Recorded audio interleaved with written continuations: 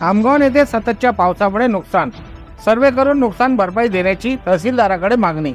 मानोरा तालुक्यातील श्री क्षेत्र कोंडोली येथून जवळच असलेल्या ग्राम आमगाव येथे गेल्या 3 दिवसापासून सततच्या पावसामुळे माजी उपसरपंच करपदास मेलडे यांच्या राहत्या घराची भिंत पडल्याने हजारो रुपयाचे नुकसान झाल्यामुळे मानोरा तहसीलदार यांच्याकडे निवेदन नुकसान भरपाई देण्याची मागणी केली आहे।